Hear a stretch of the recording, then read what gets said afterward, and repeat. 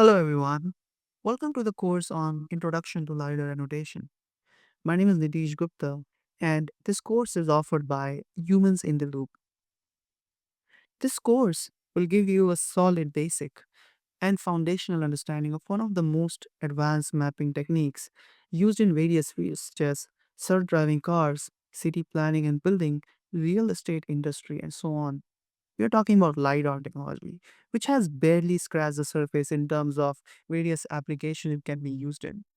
By the end of this course, we will know how a LiDAR works, what are its applications, and where it is used, how to use its output, and how its output looks like. We will also go through LiDAR annotation and what are some of the key challenges and how to mitigate those challenges. Without further delay, let's get started. Welcome to Module 1. In this module, we will dive deep into fascinating world of LiDAR technology and also understand how it works for different applications. So the world that we live in is three-dimensional.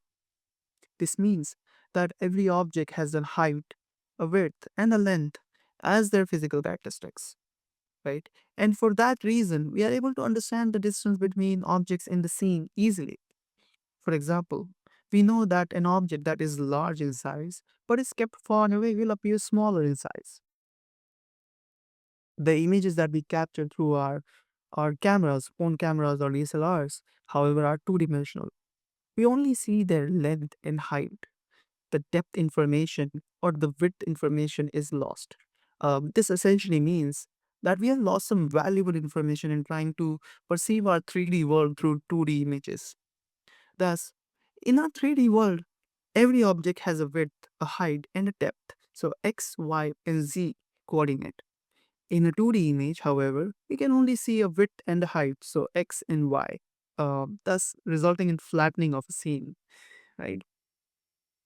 Now, due to this loss of information, the relative distance between objects in the scene becomes very unclear. For example, a nearby small object, for example, let's take these two objects actually. This object is obviously smaller than this one. However, if I bring this closer to the camera, you can see this appears larger than this. That's what I'm talking about. This this discrepancy makes it difficult to judge the scale of the objects, which is nothing but the distance between those two objects, right? The depth. And thus, we are losing some perspective when we use 2D images or cameras. This is exactly where a LiDAR comes in picture. It captures our world as is, as in 3D. Let's see how. So LiDAR stands for light detection and ranging. It is a remote sensing technology that uses laser light to measure distances between objects, creating precise 3D information about an object or an environment.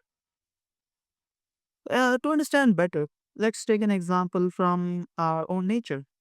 Certain animals in nature, like we know bats and dolphins, right?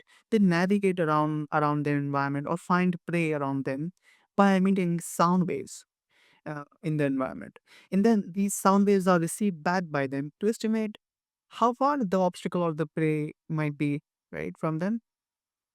From a parallel technology perspective, we can understand this by visualizing a single beam emitted by the laser source as shown here.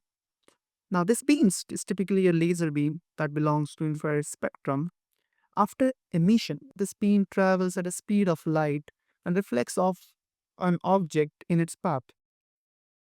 Now, some of this reflection or the reflected beams are received back by our laser sensor, right?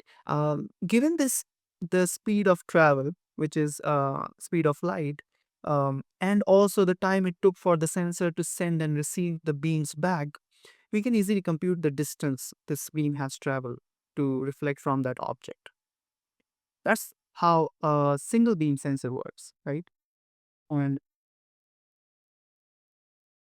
this is how the single beam sensor looks like.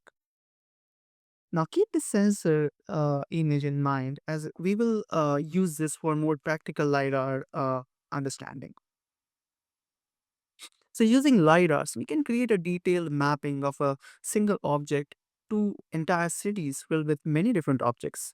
while preserving the information of the distances between each of the objects in the environment.